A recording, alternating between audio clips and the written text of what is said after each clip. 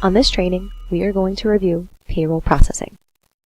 Once this training is complete, you will know how to set up a template for easier payroll entry, select a template on the time entry grid, enter payroll details on the time entry grid, understand individual time entry, add additional checks, use additional check entry screen, and review and process payroll.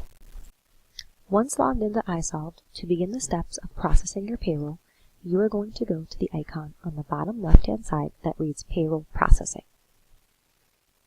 You are then going to select Payroll Entry and Time Entry Grid. The Time Entry Grid is what you are going to use to key in the hours for your employees. The Time Entry Grid is automatically going to default to your regular template. You have the ability to customize these columns for easier access when entering in your payroll. To customize these columns, you are going to go to Payroll Entry Setup and select Time Entry Templates. When you go into this screen, you'll notice your regular template is already set. You have the ability to create multiple templates from this field. For example, you can create a template strictly for bonuses, or strictly for union employees, whatever's going to make entering payroll in easier for you. To customize these fields, on the blue bar at the top of the screen, you can simply select Edit.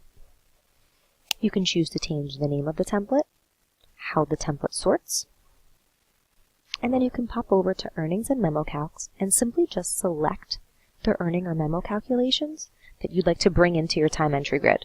For example, since I pay bonuses out often, I'm going to select bonus, and I'm going to bring the column that says show dollars. You can do the same for deductions and the same for tax categories. Once complete, you simply hit save, and if you'd like, you can go back, add a new one, and continue on. Now that we've made those edits, I'm going to go back to our time entry grid, and you should see that bonus column has now been added to my template. Once in the time entry grid, you can do a further sort to make entering in payroll even easier.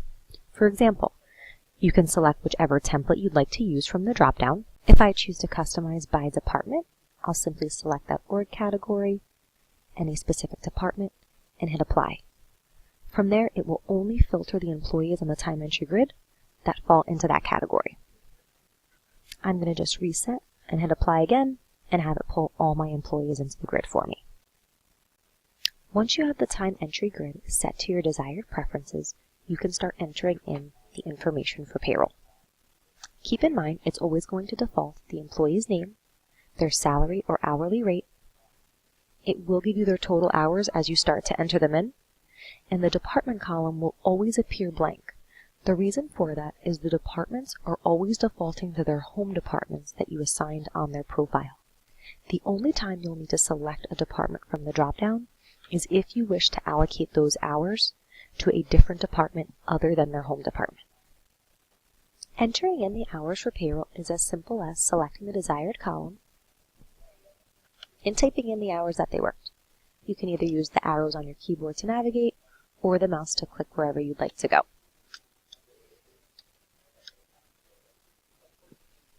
You'll notice for salaried employees, it defaults their salary. If you wish to pay the salaried employee, you do not have to make any adjustments to their pay. It will pay them the amount listed here. If you do not wish to pay them this dollar amount, whether they're not going to receive a check that period, or for this one time they should receive a different dollar amount, you can simply check off this block button. The block button will stop them from receiving that salary just for that pay period. If you want to pay them a different dollar amount, you can simply go over to the salary earn dollar column and type in a different amount you wish to pay them. You may also run into a situation where you need to pay an employee regular hours over more than one department. To do so, you're going to select the regular box for that employee and simply hold down Control Insert on your keyboard. This will create an additional line for the employee. You're simply going to enter in the hours that you would like them to be paid at their standard regular rate in their standard home department, and then you're going to enter in the additional hours you would like them paid at the other department. To select the other department you would like them to get paid at, you're simply going to enter in the hours and select that department from the drop-down. From here, you also have the ability to override the rate of pay at which you are paying the employee. To do so, you simply just select the hours.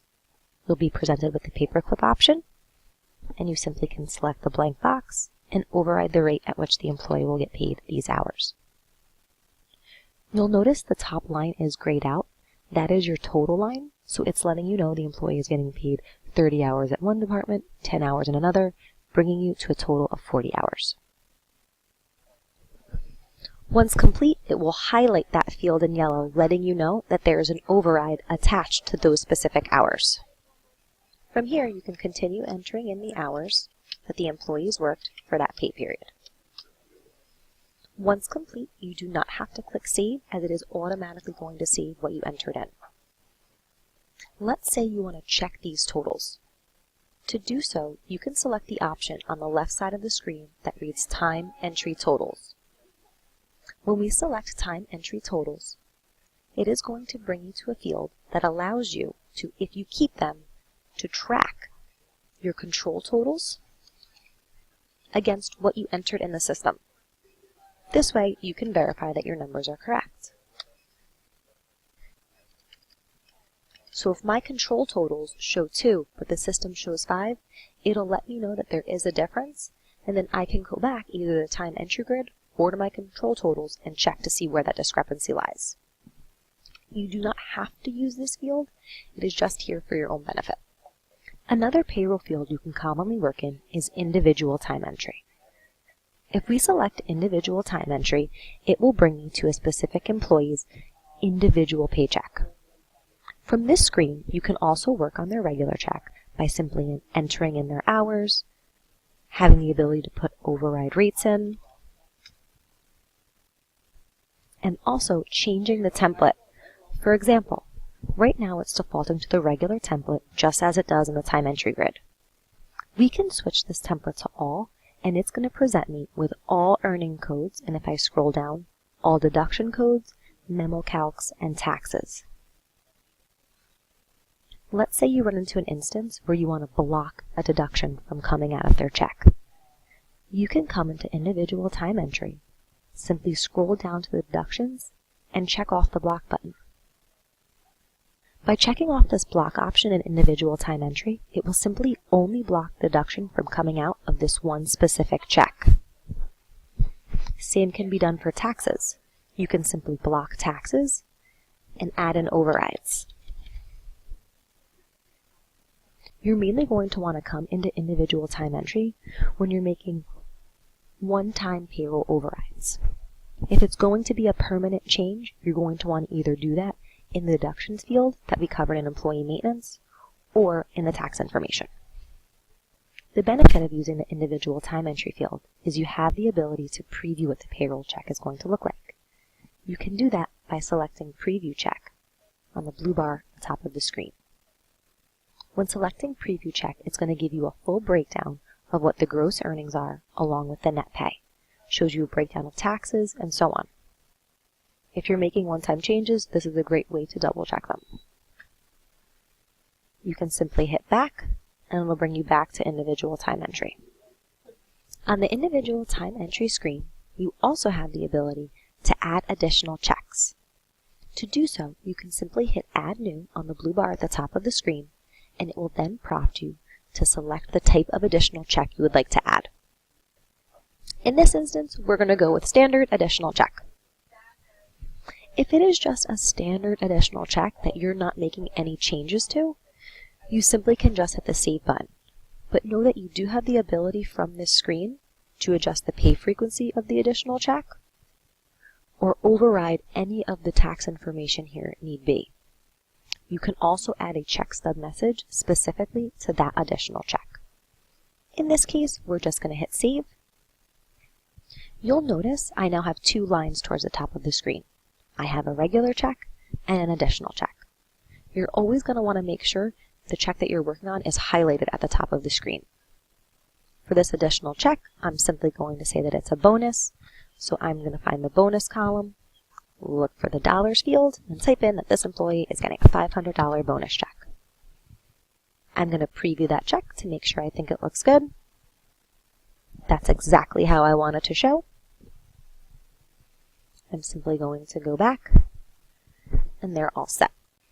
If I have to enter in multiple additional checks, instead of going one by one to individual time entry, you do have the ability to use the additional check entry grid. If I simply select additional check entry and I apply a template I want to use and select the type of additional check, I can then hit apply. Not only will it show me Brian's additional check that we just previously added, but I can go through and enter in any additional check information that I want to appear. So let's say David should also get an additional bonus check. We're going to do $200 for him. This way, instead of having to go person by person and selecting add check, you can simply just come to this additional check entry grid and enter in the information for all employees that should be included. I should note that you will only see the additional check entry information on the additional check entry grid. If we go back to the regular time entry grid, you're only going to see the regular checks issued there. Once you have completed entering in all of the payroll data for this payroll, it is now time to preview and submit. In order to preview your payroll, you can select the Preview Payroll button on the left side of your screen. It will let you know the payroll you are about to preview, give you the option to add a check stub message if you would like, and also let you know what the last payroll you processed was. You're simply just going to select the Preview Payroll button, and the request is going to process.